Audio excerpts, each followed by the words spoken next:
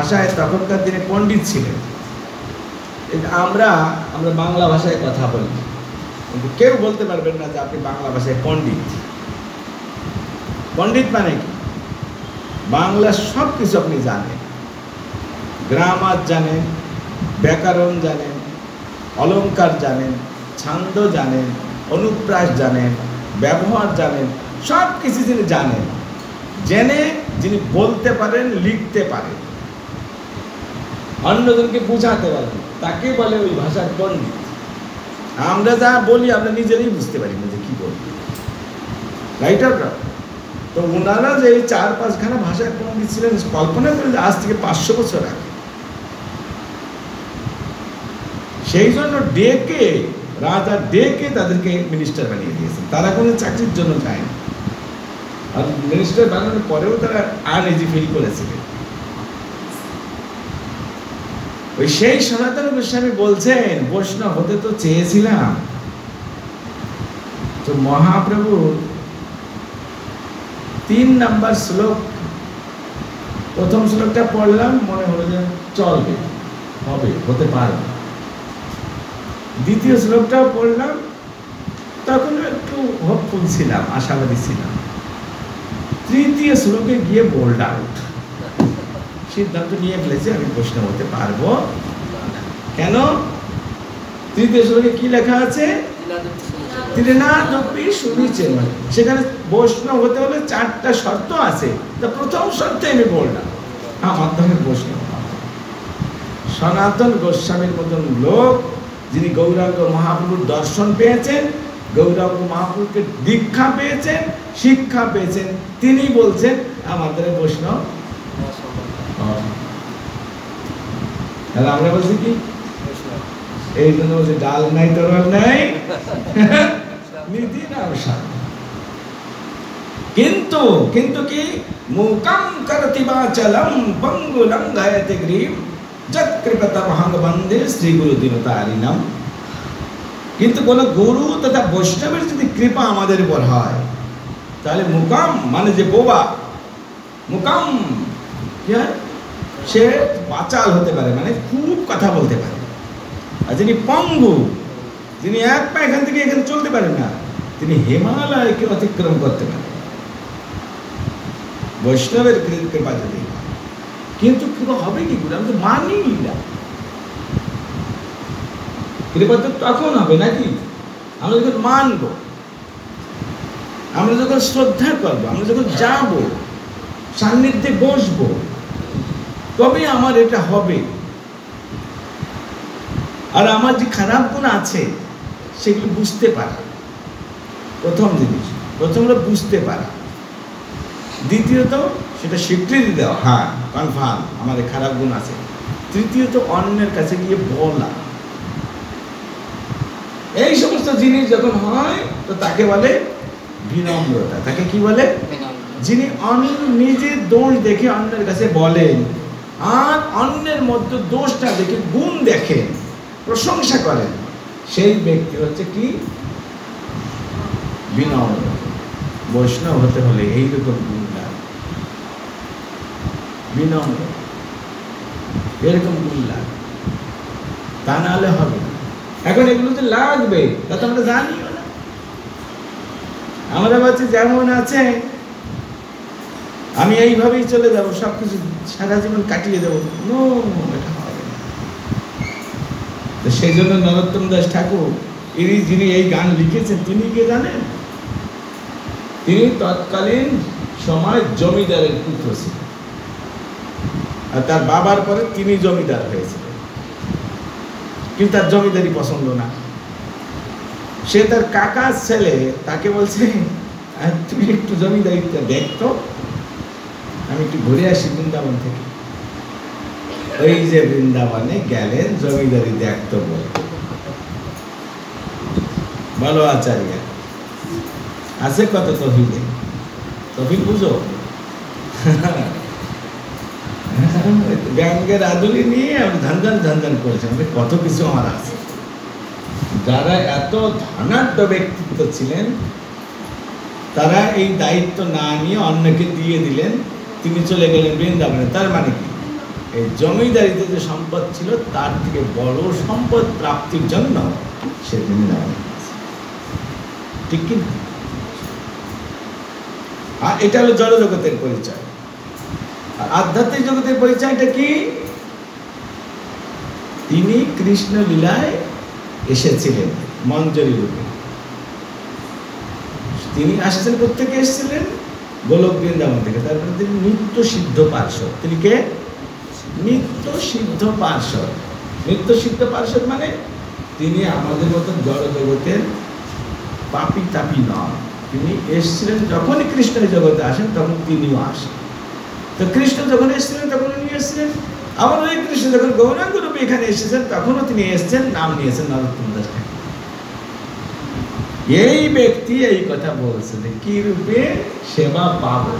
আমি তো দুরাচার, আমাদের কি এমন যোগ্যতা, কি গুণ আছে দেখেন যে আমরা একটা নিজের ত্রুটি দেখতেও পাচ্ছি না, বলতেও পাচ্ছি না। আছে কিছু? আর এনার মতন মহান ব্যক্তি তিনি এটা বলছেন কোথায়? গানের ভিতর বলেছেন। তিনি যখন ছিলেন তখন বলতেন মাইকের সামনে। আর ভবিষ্যতের জেনারেশন টু জেনারেশনও যেন আমার এই দুরাচারের কথা জানতে পারে সেজন্য কাগজে লিখে গেছে। কত বড় বিনম্র! আমরা হলে কি করতাম? কাউকে বলা যায়? আমাদের এই ভারতের একজন খুব ফেমাস রাষ্ট্রপতি ছিলেন ওই আব্দুল কালাম, সবচেয়ে বড় বিজ্ঞানী ভারতের, এই পর্যন্ত যত বিজ্ঞানী ভারতের সবচেয়ে বড় বিজ্ঞানী। তিনি বলেছেন যে আমাদের কথা বলেছে, আমরা যখন নিজের প্রসঙ্গে আমার একটা প্রবলেম বা নিজের প্রসঙ্গ, দোষ ত্রুটি বা ঝগড়া বা একটা মারামারি কিছু হয়েছে, তখন কি হয়? আমি একজন পক্ষ আর অন্য একজন পক্ষ, না কারো ভিতরে যখন হয়েছে তখন সেক্ষেত্রে আমি নিজে কি করি? আমি একজন নিজের সময় আমি একজন অ্যাডভোকেটের মতো আচরণ করি, আর ওর জন্য আমি জাজের মতো আচরণ করি। জজের কাজ কি? কোথায় ত্রুটি, কোথায় প্রবলেম, কোথায় দোষটা খুঁজে বের করা। ঠিক কি না? তা আমি অন্যের ক্ষেত্রে আমার প্রতিপক্ষ যে, তার জন্য আমি কি করি? এই যা হলো পুরো দোষ ওর। কি কি দোষ সিরিয়াল বাইর করি জজের মতো। আর নিজের ক্ষেত্রে কি করি? অ্যাডভোকেটের মতো। অ্যাডভোকেট মানে কি? সব সময় তার ক্লায়েন্টের দোষকে ঢেকে রাখতে চায়। তো এই যে আমি দুই রকমের আচরণ করছি, right? For myself, I am acting just like an advocate, but for others, I am acting or playing role just like a judge. বুঝতে পারলে? বুঝতে পারলে? বুঝতে পারলে হা বলার একটা মুড আলাদা। তুমি বুঝতে পেরেছো? বলো তো কি বলছি?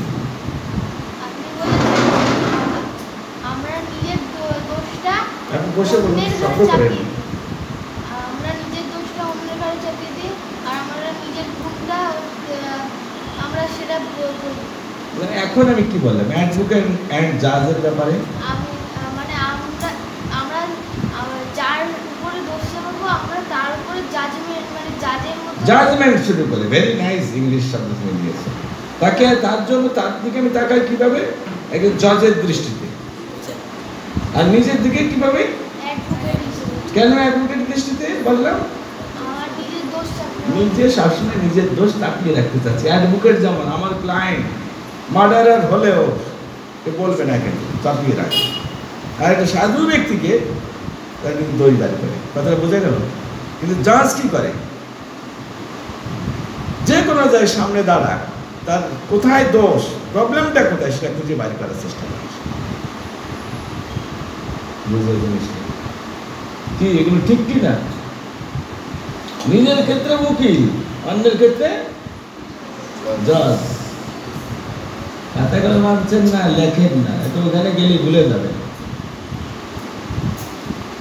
ওকে, কিন্তু যারা ভগবানের ভক্ত নিজের ক্ষেত্রে নিজের ক্ষেত্রে দোষ দেয়। বলো জাজ, আর অন্যের ক্ষেত্রে অ্যাডভোকেট।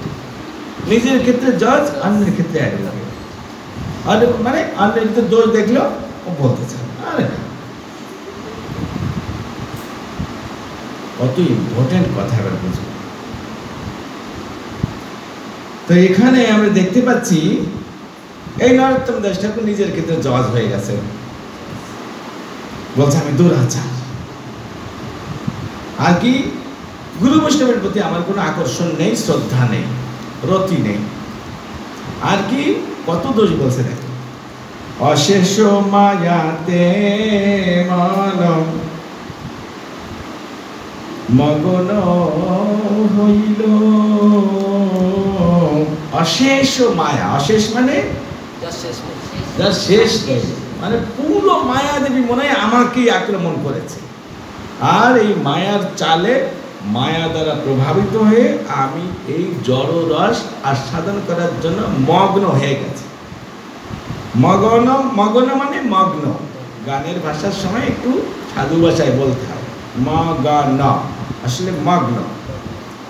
তা আমি মায়ায় মগ্ন হয়ে গেছি, এটা স্বীকার করা একটা সৎ সাহসের দরকার, আমি মায়া দ্বারা মোহিত আছি। তারপরে কি, বৈষ্ণবেতে লেশ মাত্র রতি না জন্মিল। আর ওই কারণে এই জড়জগতের সব কিছুর প্রতি আমার রতি, রতি মানে আকর্ষণ হচ্ছে, কিন্তু ভগবানের ভক্তের প্রতি আমার কোনো রতি হলো না। যার ফলে আমি উদ্ধার পাবো, যার ফলে আমি মায়া থেকে মুক্ত হতে পারবো, তার প্রতি আমার কোনো আকর্ষণ নেই।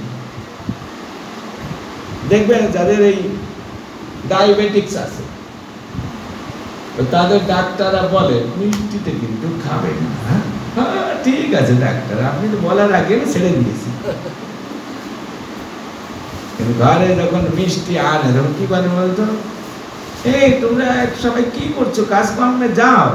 সবাই তখন গিয়েছে বেটা ঘরের ভিতরে গিয়ে মেরে দিয়েছে।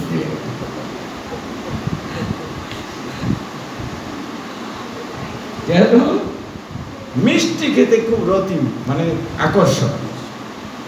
ঠিক সেই রকম এই মায়ার জগতে আমরা এরকম অনেক প্রকারের রসগোল্লা আছে, রসগোল্লা তো শুধু একটা দেখছি, এই যে সুট্টানটা যে দিচ্ছে, মানা করছে না একটা, তবু দিচ্ছে কেন?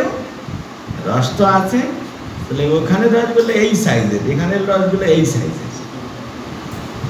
Different forms of rasgulla, they are deriving the রস মেলস, তাহলে এটা আস্বাদন করছে, যা মানা করা হচ্ছে তাই। এই হলো মায়া, মায়াবদ্ধ জীবের আরেকটা লক্ষণ বর্ণনা। যা ভগবান মানা করেছেন, যা ভগবানের ভক্তরা মানা করেন, তাই করতে ইচ্ছে হবে। দেখবেন তাই না করলে মরবে কিভাবে তাড়াতাড়ি। ডাক্তার রোগীর শুভাকাঙ্ক্ষী, তিনি মেডিসিন দিচ্ছেন এবং প্রাসঙ্গিক উপদেশ পরামর্শ দিচ্ছেন, কিন্তু সেই লোকটা, পেশেন্ট, সে নিজেরই শুভাকাঙ্ক্ষী নয়, সে নিজের শুভাকাঙ্ক্ষী নয়, সে তার কল্যাণ চায় না। যদি কল্যাণ চাইতো তাহলে ওই ডাক্তারের কথা, যে ডাক্তার কথা বলছে আমি তাই মানি, এটাই হচ্ছে রতির লক্ষণ। এই রতি শব্দটা বলছে না, রতি হাই ব্যাখ্যা যদি দেই তোমরা কিচ্ছু বুঝতে পারবে না, সেই জন্য আমি এই সহজ ভাবে বলে দিচ্ছি। রতি প্রেম লাভের প্রথম যে স্টেজ তাকে রতি বলে, কৃষ্ণ প্রেম লাভের। তো এখানে রতিটা কি, গুরু বৈষ্ণবের কাছে যাওয়া, ওনারা যা বললেন ব্যাস, দ্যাটস ফাইনাল, আমি এইভাবেই চলবো। কেন এত জীবন ধরে, এই কোটি কোটি জীবন ধরে নিজের ইচ্ছায় চলছে, নিজের মানে মনের ইচ্ছায় চলছে। এই মনকে আমরা নিজ মনে করি। এখানে আপনাদের কেউ নিজের ইচ্ছায় চলেন না, কার ইচ্ছায় চলে? মনের ইচ্ছায় চলে। কিন্তু আমরা কি মনে করি? মনকে নিজ বলে ফেলে। আরেকটা কি মনে করে? শরীরকে নিজ বলে মনে করে বসে, শরীরকে নিজ বলে মনে করে। যেমন ধরুন এইটা পান করার, এটা কার ডিমান্ড? আত্মা চাচ্ছে না মনটা চাচ্ছে না শরীর চাচ্ছে? এই চাচ্ছে, মনের কানেকশন আছে, রাইট না? কিন্তু যখন এটা চায়, যখন নিচ্ছে, তখন সে কি মনে করে, আমি সুখ পেলাম, আরে তেরা ক্যা বাত হ্যায়। আমি মানে হলো আত্মা, এই জিনিসটা আত্মা পর্যন্ত পৌঁছাচ্ছে।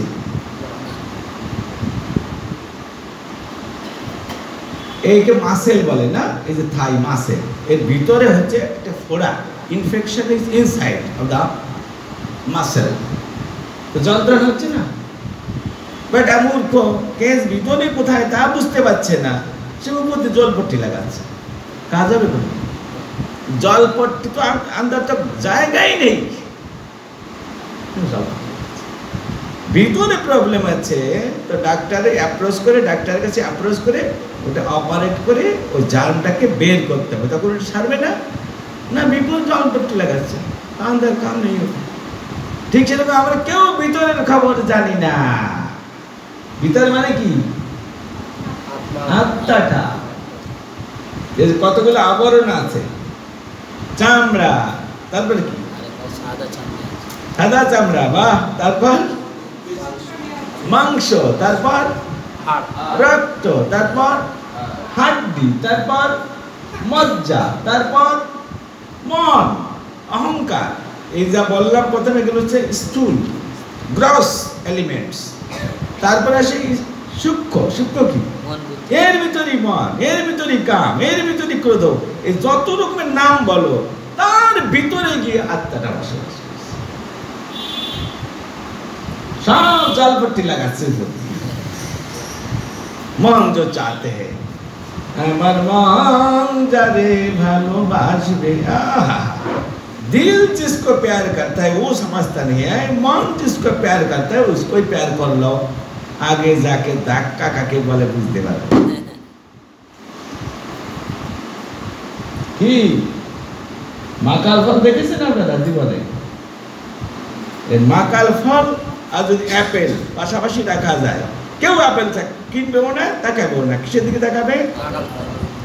लेकिन माकल फल अगर लोगे और खाओगे तो खाने के बाद मामी बोलने के लिए जितना टाइम लगता है उतना टाइम भी मिलेगा नहीं, उसके पहले उसको अक्का पावा মানে বলে যাবে। এই হলো দুনিয়া, বাইরে চেহারা দেখে আকর্ষিত হয়ে যাচ্ছে, নিজের ভিতরে আমি কে সেটা দেখতে হলে, আর গোবিন্দকে সেটা দেখতে হলে এই এক্সটার্নাল ভিজন, বাহ্য দৃষ্টিতে এটা হবে না। কি হবে? অভ্যন্তরীণ দৃষ্টি থাকতে হবে। সেই দৃষ্টি লাভ করবেন, করবো আমরা কিভাবে? একজন শুদ্ধ ভক্তের কৃপা। এখানে we are having two eyes, এই চোখ দিয়ে কৃষ্ণকে এমনকি নিজেকে পর্যন্ত দেখা যাবে না। কি করতে হবে? দেখুন, ভগবান যাদেরকে দায়িত্ব দিয়েছেন তাদের কাছে যদি যাই, প্রণাম করি, শ্রদ্ধা করি, সেটা চাই, তখন তিনি কি করবেন? জ্ঞানের শলাকা দিয়ে এইখানে আরেকটা চোখ খুলে দেবেন। তাকে কি বলে? জ্ঞান চোখ। সেই জন্য ওনার কাছে গিয়ে দণ্ডবোধ প্রণাম করে কি বলতে হয়? ওম অজ্ঞান তিমিরান্ধস্য জ্ঞানাঞ্জনশলাকয়া চক্ষুরুন্মিলিतं येन তস্मै শ্রী গুরবে নমঃ। হে গুরু মহারাজ, হে গুরুদেব, হে বৈষ্ণব ঠাকুর, হে মহাভাগবত কৃষ্ণের প্রিয়জন, আমার অজ্ঞানতার অন্ধকার প্রদেশে জন্ম হয়েছিল, এখনো সেই প্রদেশের মধ্যে আমি নিমগ্ন আছি, আমি কিচ্ছু দেখতে পাচ্ছি না, না আপনাকে, না ভগবানকে, এমনকি আমি নিজেকে পর্যন্ত দেখতে পাচ্ছি না। তার মানে আমি কমপ্লিটলি ব্লাইন্ড আছি। আমি দেখতে চাই, আমাকে কি কৃপা করে দিব্য চোখ, শাস্ত্র চোখ, জ্ঞান চোখ প্রদান করুন। তখন গিয়ে তিনি কৃপা করে এই জ্ঞান দান করেন। ওই যেমন জ্ঞান দান করলেন, হ্যাঁ, যেমন আপনি কালকে ওই বাড়িতে আমি গিয়ে বলছিলাম, আপনি সবজি কিনতে গিয়েছেন, সবজি টাকা দিচ্ছেন, দোকানদার সবজি দিচ্ছেন, কিন্তু সবজিটা নেওয়ার জন্য ব্যাগ তো নিতে হবে না, ব্যাগই নেই। ঠিক সেই রকম ইনি কিন্তু জ্ঞান দেওয়ার জন্য জগতে আসেননি। ইনি আসছেন শুদ্ধ ভক্তি দিতে। কিন্তু সেই ভক্তিটা দিলে আপনি নেবেন কিসে? তার জন্য জ্ঞান লাগে। সেজন্য আগে পলিথিন, তারপরে আলু, তাকে অবশ্যই রাখবেন। এই জন্য ভক্তি দেওয়ার আগে কি দেন তিনি? জ্ঞান দেন। সেই জ্ঞান দানের মাধ্যমে তখন আমরা বুঝতে পারি যে আমি কে আর উনি কে। যেমন এখানে যদি অন্ধকার থাকতো, আমরা কেউ নিজেকে দেখতে পেতাম না, অন্যকে দেখতে পেতাম না। না, যখন লাইটটা আসতো তখন দেখতে পেতাম না, अरे ये तो आचार्य जी बैठा है, मैं तो इनको पहचानता हूँ, वो तो फलाना है, वो तो ये है। যখন আমি দেখতে পেলাম আমি হচ্ছি আমি, আর এ হচ্ছে আমার আঙ্কেল ছেলে, তখন একটা সম্বন্ধ হয়ে যাবে না? তো যখন লাইট এলো, এই লাইটটা হচ্ছে জ্ঞান। এখন আমরা কেউ বুঝতে পারছি না আমি কে, আপনারা কারা, ভগবান কারা, দুনিয়া কি, কিচ্ছু বুঝতে পারছি না। কিন্তু যখন ওই জ্ঞান যিনি দিচ্ছেন সেই জ্ঞান যখন আসবেন, তখন আমি বুঝতে পারবো আমি কে। যাকে মা বলি তিনি কে, বাবা বলি তিনি কে, কৃষ্ণ বলি তিনি কে, এই সব যখন বুঝতে পারবো, দেখতে পারবো, তখন ওই হিসাবে আমাদের একটা সম্বন্ধ স্থাপিত হবে। এই অন্ধকারে অনুমান করে সম্বন্ধ আমরা বানাচ্ছি। ধরে নাও তুমি আমার অমর। আরে ভাই, ধরে নিলে কি হবে? ধরে নিচ্ছি আমরা। এই যে ধরে নিচ্ছি, এটা এই যে সম্বন্ধ, এটা যথার্থ সম্বন্ধ নয়। এই সম্বন্ধটা কিসের? চামড়ার উপরে ভিত্তি করে চামড়ার সম্বন্ধ। এটা আমার সাথে আপনার সম্বন্ধ না, মানে আত্মার সাথে আত্মার সম্বন্ধ না, আত্মার সাথে পরমাত্মা তথা ভগবানের সম্বন্ধ না। এটা কিসের উপর ভিত্তি করে? চামড়ার উপর ভিত্তি করে। চামড়া আগে ছিল, জন্মের আগে ছিল না, পরে থাকবে না। এই চামড়ার উপর ভিত্তি করে যে সম্বন্ধ করছি, আগেও ছিল না, পরেও থাকবে না, মাঝখানে এসে চলো শিয়ালদা যাই। উঠলাম, আমার পাশে যে একটা লোক, তাকে আমি জীবন চৈতন্য দেখিও নি, এখানে বসলো। কোত্থেকে আসছে? এই তো হৃদয়পুর। তাহলে আমি তো শান্তিপুর। ও তাই নাকি? না, তাহলে মারোটা কেন? ওই এক জায়গার লোক হয়ে গেল, সম্বন্ধ হয়ে গেল। এই দিলাম, দিতে দিতে দিতে দিতে ফাট করে উনি নেমে গেলেন, আমিও নেমে গেলাম। উনি কোথায় গেলেন, আমি কোথায়? আর কোনোদিন দেখা সাক্ষাৎ হবে না। এই মাঝখানে আগে সম্বন্ধ ছিল না, পরিচয় ছিল না, মাঝখানে শুধু এক ঘন্টার জন্য হলো, তারপরে আবার চলে গেল। আর নেই, তাই না? এই যে আমরা এটা করতে আসছি, ওটা যাত্রা, এটাও যাত্রা। ওটা ট্রেন যাত্রা, এটা জীবন যাত্রা। এই জীবন যাত্রায় চলছে, চলতে চলতে এখন আর কোথায় এসছি? মনুষ্য দেহে। আগে কোথায় ছিলাম? অন্য কোথাও। তো যেখানে ছিলাম সেখান থেকে আসতে হলে জার্নি করতে হয় না, নাকি হাওয়ায় আসে? এরপরে আমরা এই জীবনের কর্ম অনুসারে কোথায় যাব? ডেস্টিনেশন ফিক্সড আপ হবে, সেখানে যাব। এই ব্রহ্মাণ্ডের কথা যদি বিবেচনা করি, এই ব্রহ্মাণ্ডের ব্রহ্মাণ্ডটা হচ্ছে 14 তলা বিল্ডিং এর মতো। 14 স্টোরি বিল্ডিং। যেমন সেখানে কি আছে? কোথাও উপরে, কখনো উপরে তলায়, কখনো নিচের তলায়, কখনো মাঝ তলায়, কখনো সেই তলাগুলির নাম কি? সে তলাগুলির নাম কি? এই মাঝখানে হচ্ছে পৃথিবী, 7 তলায় পৃথিবী। এর উপরে কি আছে? পৃথিবীকে বলা হয় ভূলোক। ভূলোক বলে না? তার থেকে যে ভূগোল শব্দটা আসছে, ভূগোল, ভূলোক আছে কি, ভুবন, এগুলো আছে। এর ঠিক উপরে তাকে কি বলে? ভূগোলক, ভূগোল। আর এর উপরে কি আছে? স্বর্গলোক। তার উপরে কি আছে? মহরলোক। তারপরে কি আছে? জনলোক। তারপর তপলোক। তারপর সত্যলোক। প্রত্যেকটা একটা বিল্ডিং এর প্রত্যেকটা ফ্লোরে আলাদা আলাদা নাম। এটা আমাদের এই জগতের থেকে। আর এর নিচে কি? পৃথিবীর ঠিক নিচে যেটা অতল, তার নিচে বিতল, সুতল, অতল, বিতল, সুতল, তলাতল, মহাতল, রসাতল, পাতাল। ওইটা সাধলো, তারপরে এইটা, তারপরে এই করা, এই কর্মফল অনুসারে কোনো না কোনো জায়গায় চলে যেতে হবে, কোথাও আপ কোথাও ডাউন, আপ ডাউন। একে বলে কি? যাত্রা। একে বলে কি? যাত্রা। এই যাত্রায় এই যে এখন আমরা এসছি, আগে কোথায় ছিলাম জানি না, এখন এসছি, পরিচয় হয়ে গেল, সম্বন্ধ বানিয়ে দিলাম, আর দুদিন পরে যখন অক্কা পাবে, কোথায় অক্কা মামা মানে কি? বাংলা ব্যাকরণে আছে অক্কা বাবা মানে পটল তোলা।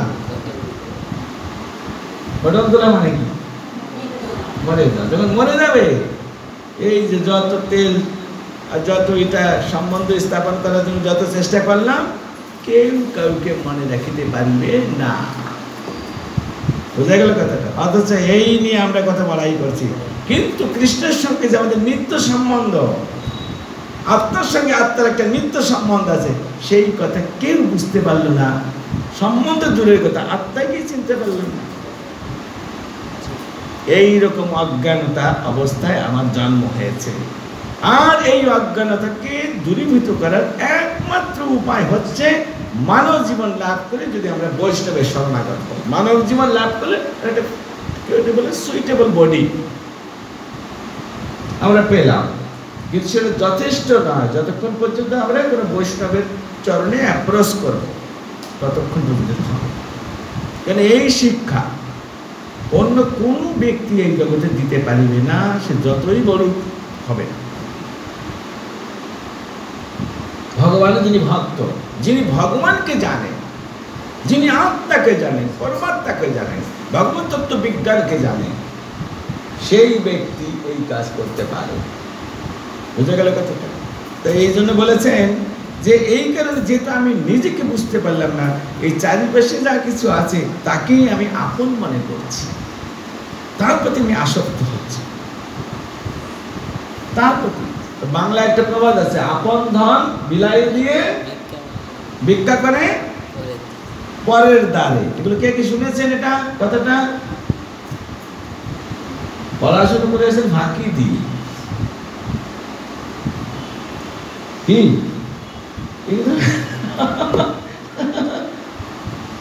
আর এই ঠাকুর মাদের সাথে কারো কোনো ভালো সম্বন্ধ ছিল না।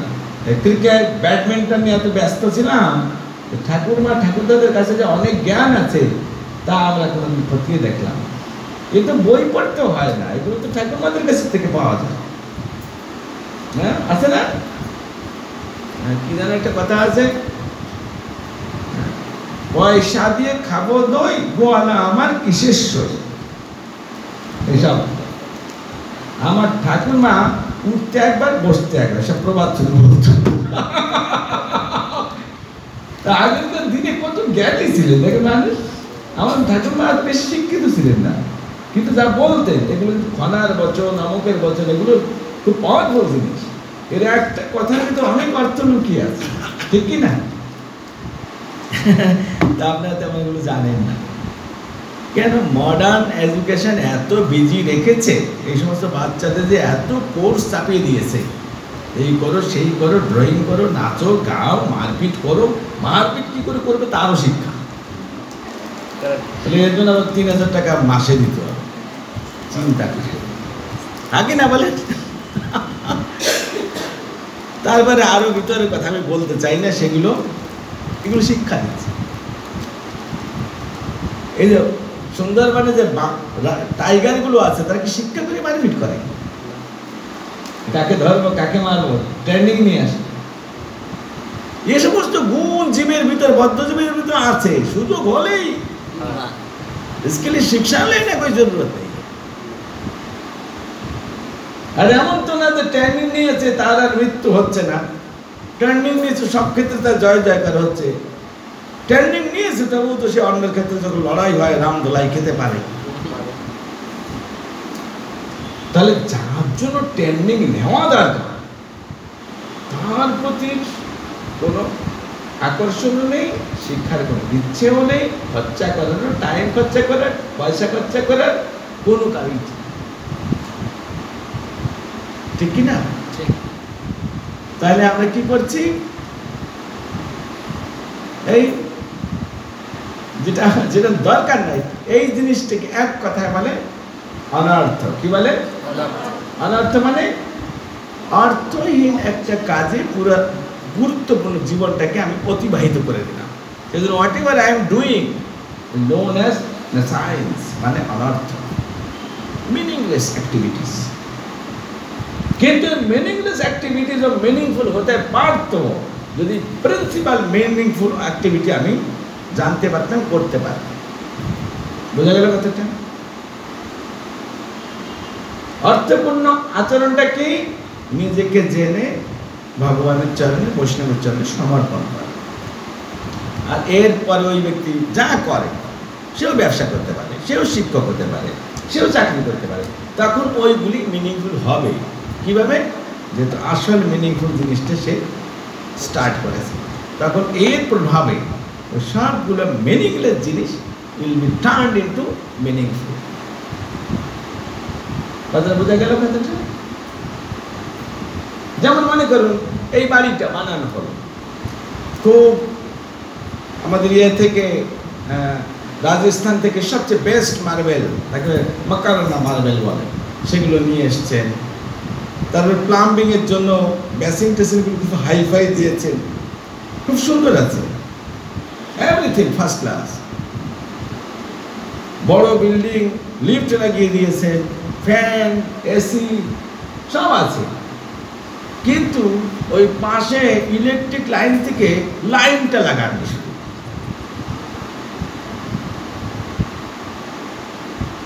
তা কি হবে? সন্ধ্যার পরে এই যে টাকা, কোটি টাকা খরচা করে এত কিছু বানিয়েছে, এর কি হবে? সবাই কি বলবে?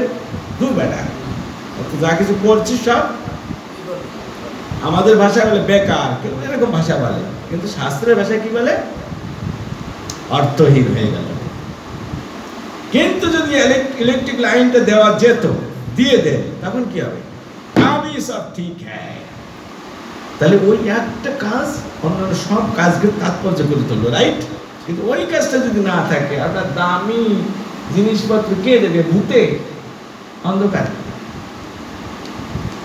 ঠিক সেই রকম জ্ঞানটা আছে ওই রকম একটা জিনিস। শুদ্ধ জ্ঞান যতক্ষণ না আসছে, ওই অন্ধকারে সবকিছু করছে, মিনিংলেস।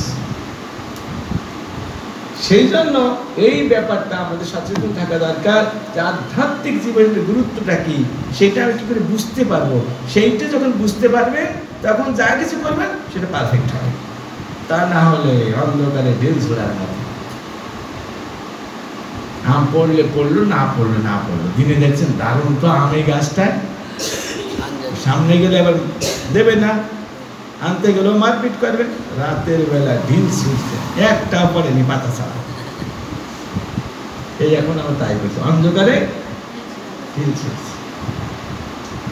এখানে তাই বলেছেন, বিষয়েতে লেশ মাত্র, বৈষ্ণবেতে লেশ মাত্র। লেশ মানে I don't have any attachment, tins of attachment.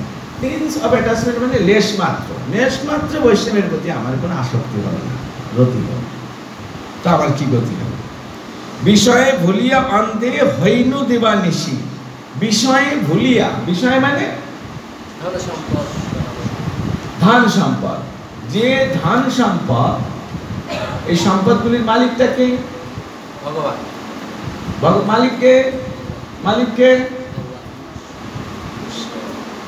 মালিককে স্বীকার করেন। মাতাজি মালিককে, মাতাজি বলছেন আমাকে আবার জিজ্ঞেস করেন, আমি কি না জানি। মালিককে ভগবান। সৃষ্টি কে করেছে? ভগবান করেছেন কিনা এটা যদি না জানেন, তো আমি করিনি এটা তো বুঝতে পেরেছেন, আপনি তো করেননি না, ঠিক কিনা? ভগবান এটা সৃষ্টি করেছেন। তো ভগবান যে সৃষ্টি করেন, সৃষ্টি করার পরে কি ছেড়ে দিয়েছেন? এই ব্রহ্মাণ্ড কে পরিচালনা করছেন? ভগবান। সৃষ্টিও তিনি করেছেন, পরিচালনাও তিনি করছেন, তাহলে উনি মালিক। আর তাহলে এই জিনিসটা উনি মালিক, অথচ উনাকে আমি দিচ্ছি না, স্বীকার করছি না। যে জিনিস ভগবানের সেবায় লাগানো হয় না, এই সম্বন্ধটা সৃষ্টি উনি করেছেন, স্রষ্টা, আর এটা হচ্ছে সৃষ্টি। এই জিনিসটা কিন্তু স্বীকার করেন না, সেই ব্যক্তির কাছে যা কিছু আছে সেগুলো বিষয় নামে পরিচিত। কি নাম? তার মানে ভগবানের সেবায় যা লাগে না তা হচ্ছে বিষয়। প্রশ্ন হতে পারে, প্রভু এটার নাম বিষয় কেন বলা হলো? যার মধ্যে বিষ আছে তার নাম বিষয়। যার মধ্যে বিষ আছে তার নাম বিষয়।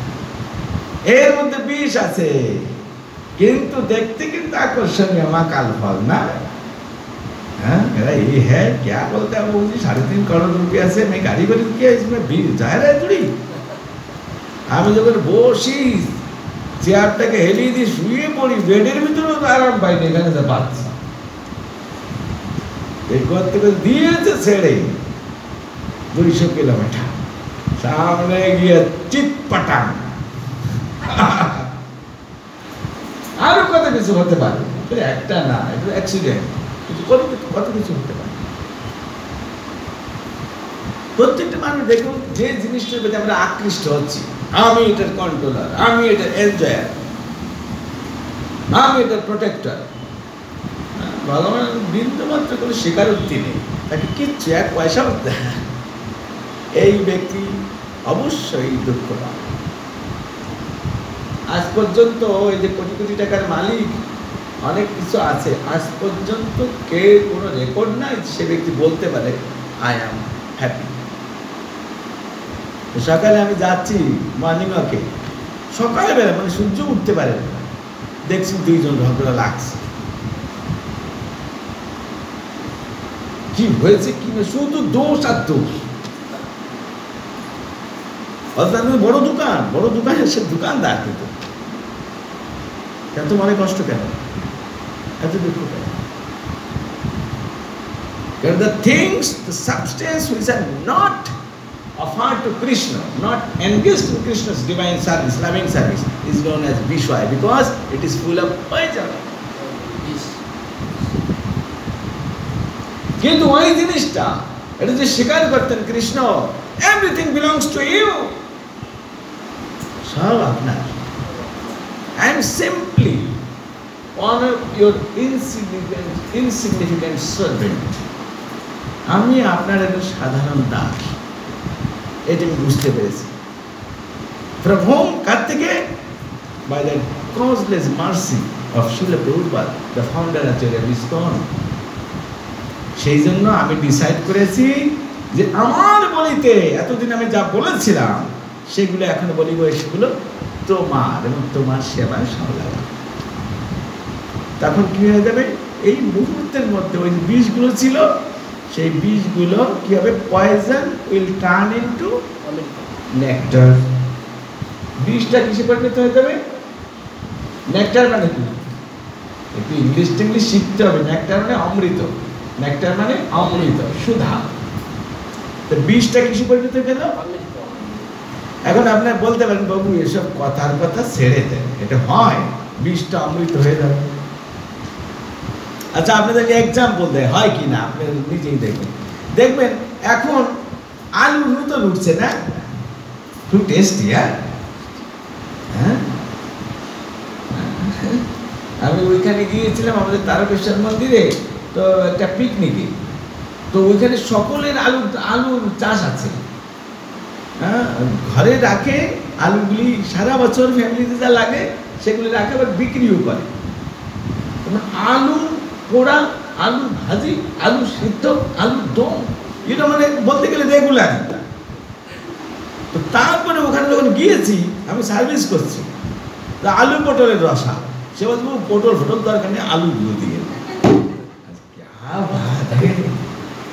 আলু খাতে খাতে আমি 32 साल हो गया।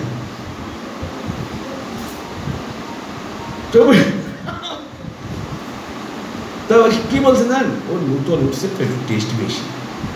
এই 6 মাস পরে আবার এত কেন? বলে কেন 6 মাস পরে খাবে না? বলে ওই সময় না আলুটা মিষ্টি হয়ে যায়। তাহলে যে আলুতে এখন মিষ্টি নেই, টেস্টি লাগছে, 2 দিন পরে ওই আলু, কেউ তো চিনি ঢুকিয়ে দেয় না, মিষ্টি হলো কি করে?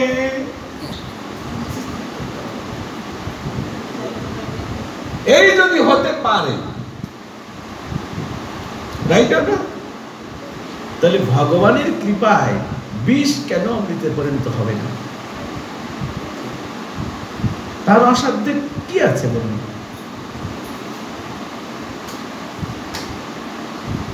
তার অসাধ্য বলতে কি আছে? ফকিরকে রাজা, রাজাকে ফকির করতে পারে, তাই না? যদি প্রকাণ্ড একটা বট বৃক্ষ বুঝেন,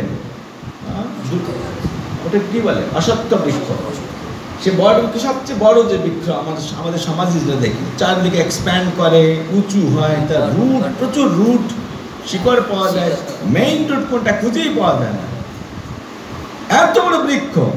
আর আমার মনে হয় সবচেয়ে ফলের সাইজ ছোট ওই বৃক্ষের।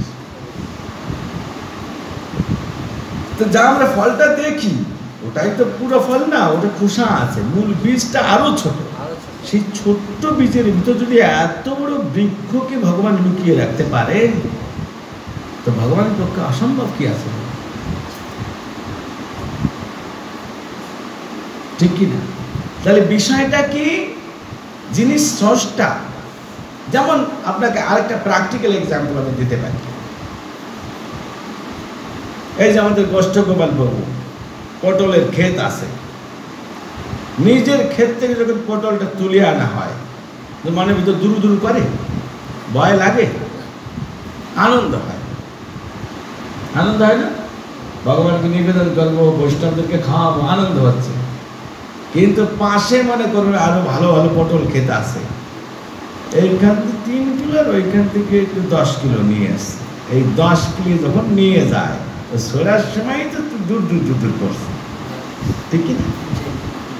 আর যখন নিয়ে যাচ্ছে, সরার মানে পুলিশ মালিক আসেন, তো ভাবছে মনে হয় মালিক প্রতি ক্ষণে ক্ষণে তার মনের ভিতর খোঁচা মারছে নাকি? খোঁচা মারছে কেন? বলে যে ব্যক্তির মালিক তাকে স্বীকার না করে, তার পারমিশন না নিয়ে আমি নিজে মনে করে এটা নিচ্ছি, তো প্রথম যে নিজের ক্ষেত্রে নিচ্ছে তার ফিলিংসটা দেখুন। আর এই ক্ষেত্রে একই পটল সে নিচ্ছে, এবার ফিলিংসটা দেখুন।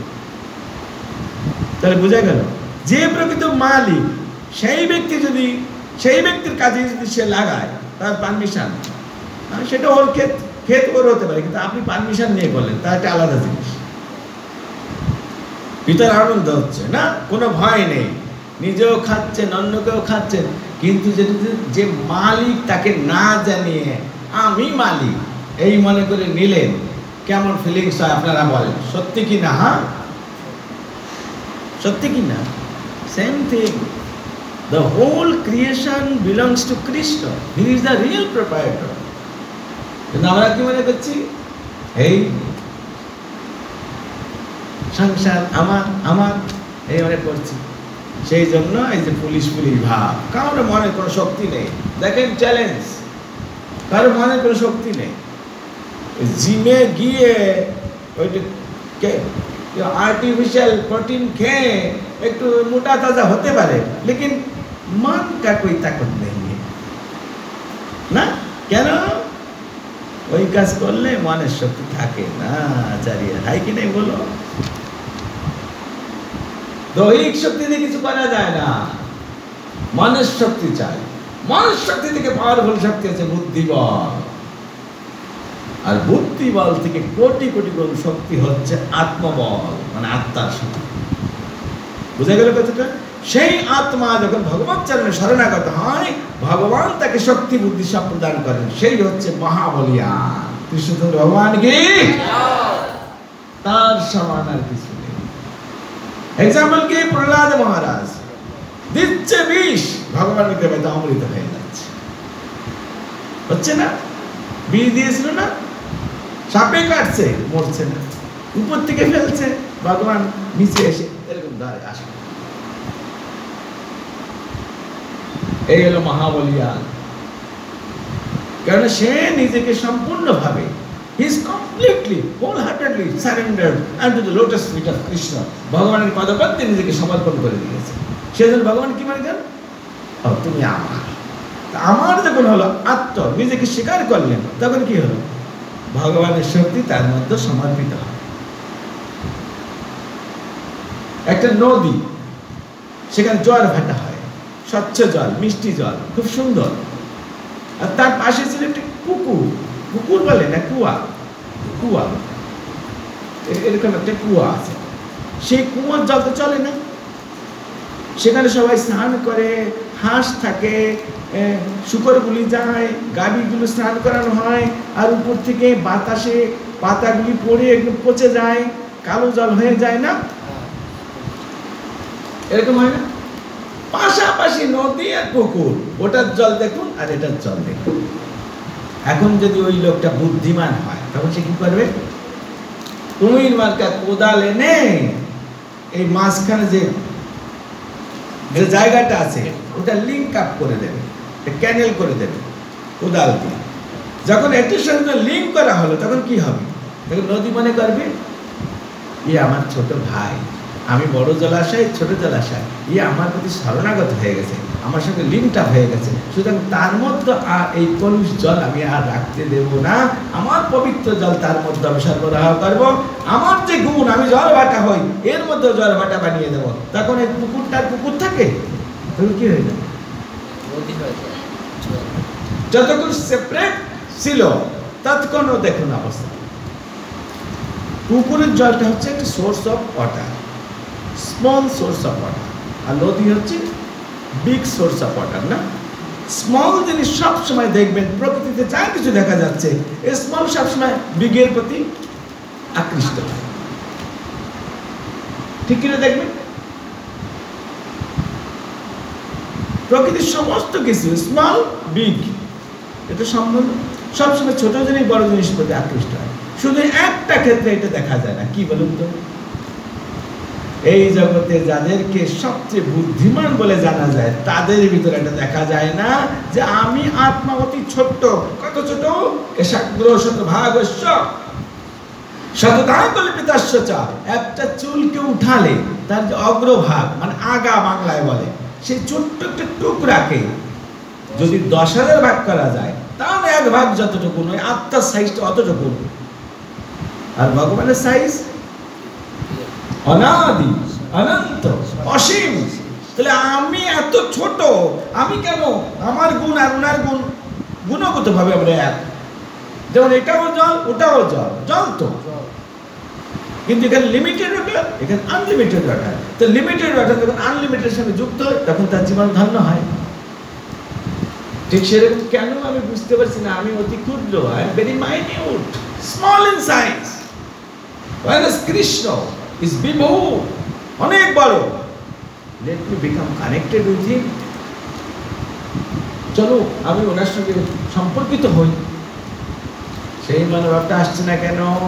প্রকৃতিতে সব জায়গায় এটা দেখা যায়, স্মল বড়ের প্রতি, ঠিক কি না?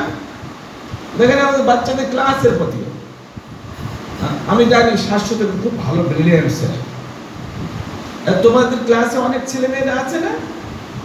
এই যেহেতু ভালো ছেলে, দেখুন সব এর থেকে যারা কমই বুঝেন, মানে যারা কম, তাহলে এর সঙ্গে সম্পর্ক করতে চাই, এটাই নিয়ম, ঠিক না?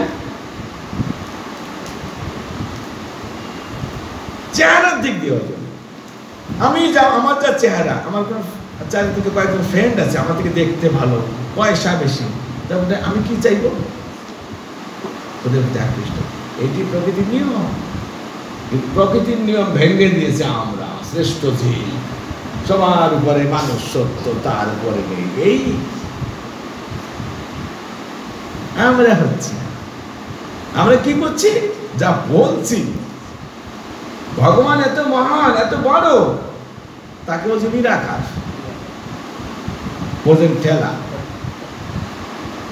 ছোট বড় কোনো প্রশ্নই নেই। ছোট বড় তো যখন সাইজ বুঝবো তখন ছোট বড় নিরাকার এক। আর আমি অতি ছোট হওয়ার সত্ত্বেও আমি কি মনে করছি? আমি সবচেয়ে মহান, সবচেয়ে জ্ঞানী, সবচেয়ে যোগ্যতা সম্পন্ন। এই বলে মিসকনসেপশন রিগার্ডিং মাইসেলফ, নিজের সম্বন্ধে ভ্রান্ত ধারণা। ভ্রান্ত ধারণা কেন? Because it is why it's happening. কেন এটা হচ্ছে? যেহেতু আত্মজ্ঞান নেই, আমি যে কি সে দেখতে পাচ্ছে না, যা নই তাকে মনে করছে আমি। এটা যে আপনারা যে যে কাপড় পরে আসছেন ভাবছেন যে আমি टी शर्ट, আমি ফুল শার্ট, আমি স্কাই ব্লু, এই ये तो आपका परिचय नहीं। इसी प्रकार कृष्ण বলছেন এই শরীরটা যাকে আমি মনে করছি এই শরীরটা হচ্ছে কাপড়। কার কাপড়? আত্মার কাপড়। বাসাংসি জীর্ণানি যথা বিহায় নবানি গৃহ্ণাতি নরহ পরাণি তথা শরীরানি বিহায় জীর্ণানি অন্নানি সংজাতি নবানি দেহি। আরে কৃষ্ণ বলেছেন এটা যে শরীর কাপড়, এটা ফেটে গেলে তালি লাগালে আর একটা নতুন কেন, এটা ফেলে দাও। ঠিক সেরকম শরীরটা যখন ব্যবহারের অনুপযোগী হয়ে যায় তখন আত্মাটা সেটাকে লেফট করে ত্যাগ করে নতুন একটা অ্যাকসেপ্ট করে। ওই অ্যাকসেপ্ট করাটাকে বলা হয় জন্ম, আর ত্যাগ করাটাকে বলা হয় মৃত্যু। এই সমস্ত জিনিস আমাদের ভগবত গীতায় বর্ণনা করা আছে। সুতরাং সময় হয়ে গেছে না? তো এইগুলো এত ইন্টারেস্টিং, আমি জানি না আপনাদের কেমন লাগছে, আপনাদের কেমন লাগছে জানি না, কেন আমার তো বলতে ভালোই লাগছে।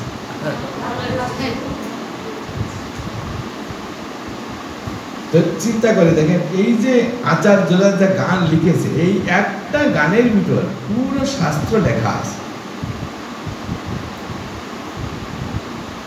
আমি তো পুরো লাস্ট পর্যন্ত যেতে পারলাম না, অনলি 4টা লাইন আমি ব্যাখ্যা করব। এইরকম জিনিসের ভান্ডার আছে, আর আমরা কি মনে করছি? কি মনে করছি? কোথায় বুঝে বেড়াচ্ছি দেখেন কি 4 ভাগে 3 ভাগ তো চলেই গেছে।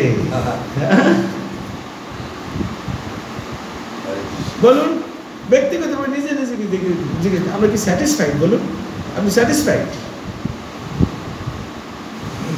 এখন যে গরিব বস্তিতে থাকে সে বলতে পারে আমাদের ঘর নেই বাড়ি নেই, আমি স্যাটিসফাইড নই এই কারণে।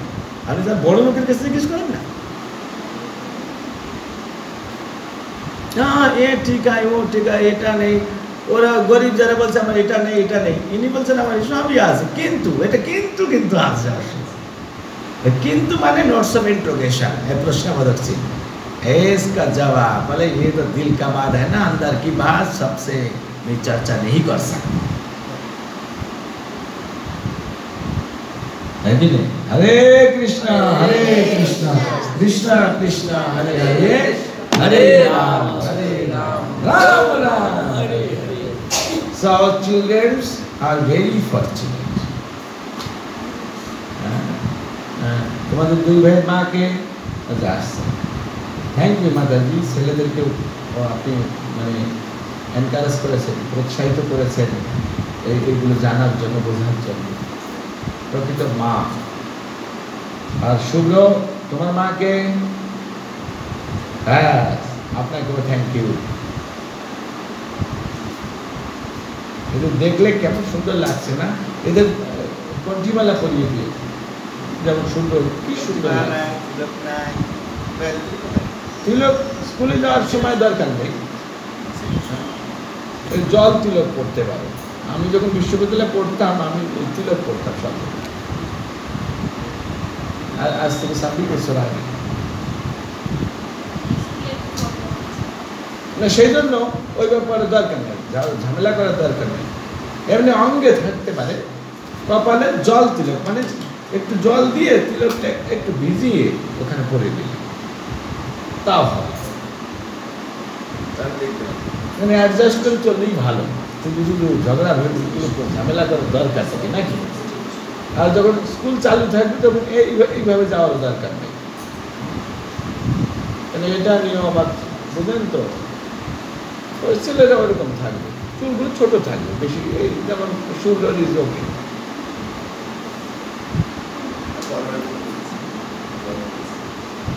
আমাদের জড়জগতে যত আসক্তি যা বর্ণনা করলেন না, তার 50% আসক্তি হলো চুলের প্রতি। সেজন্য বৈষ্ণব মহাপ্রভু বলছেন হটাও, এটা 50% যাক।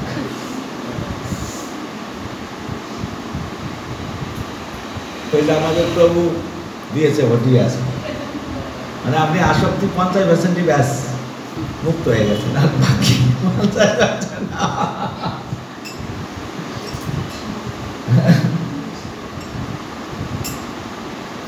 হরে কৃষ্ণ। বলুন কারো কোনো প্রশ্ন?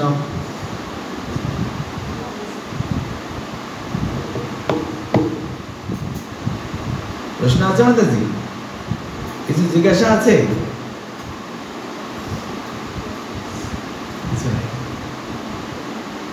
হরে কৃষ্ণ কৃষ্ণ কৃষ্ণ হরে হরে, হরে Ram. Prabhupada ki His Grace